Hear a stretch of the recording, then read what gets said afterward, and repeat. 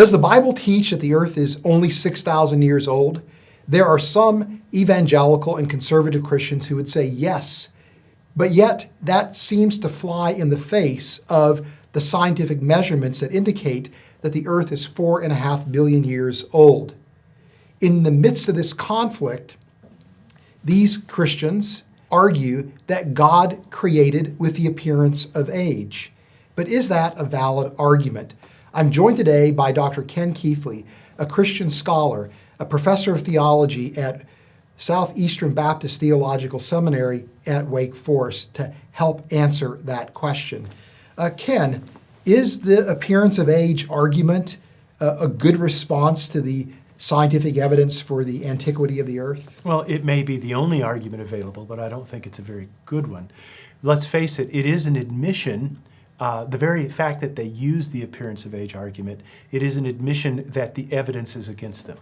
It is an admission that the preponderance, overwhelming preponderance of the evidence indicates an ancient earth and universe. And let's just remember just how radical this notion of an ancient or appearance of age would actually be.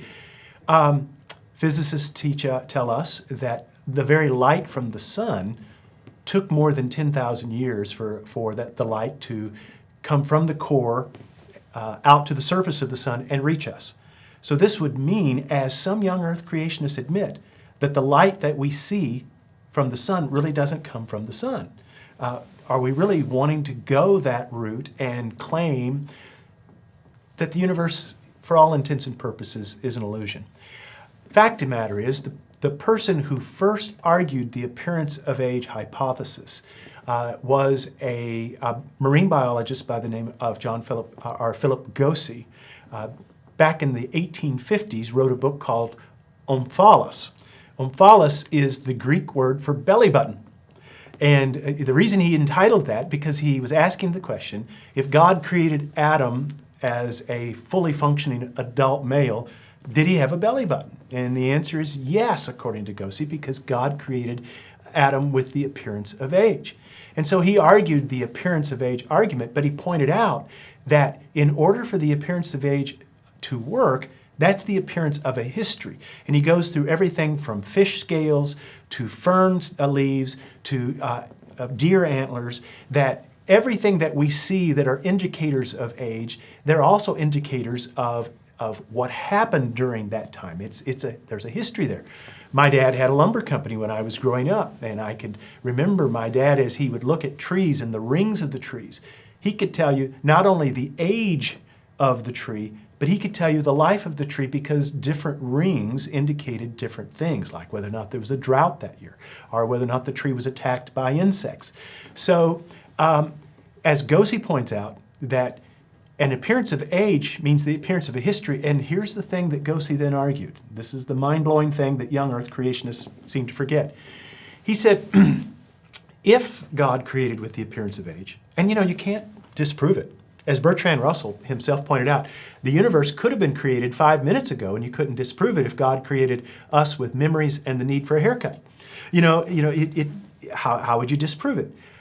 If God created with the appearance of age, this means that it has a history. This means there would be no evidences of a young earth. So all of the attempts to demonstrate the earth is young is misguided. All the attempts are misguided. Also, he pointed out, then we ought to be able to study it as if it were old. And so he encouraged geologists and astronomers to go ahead and just go about their business studying the universe as if it were old, because that's the way God created it to appear to us, which I don't hear very many young earth creationists making that argument.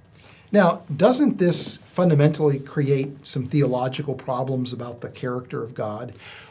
I mean, if Scripture teaches God is revealed through the record of nature, and yet nature is this illusion of antiquity, does that make God out to be a liar? Well, it at least does that. I mean, that's bad enough, but notice what Scripture does.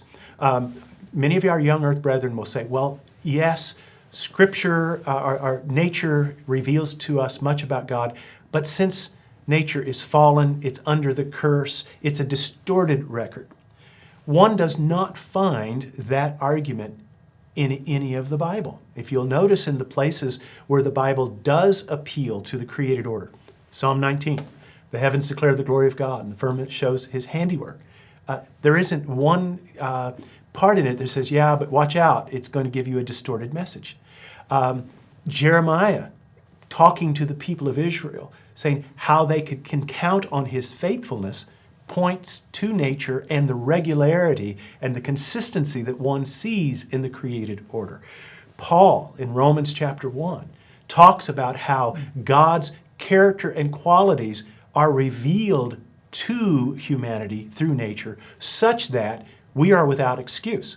And so what we find from the psalmist to the prophets to the New Testament apostles, they understand nature to be communicating to us truth about God, and so that we can look at nature and believe that we're seeing something that's real, understandable, and true.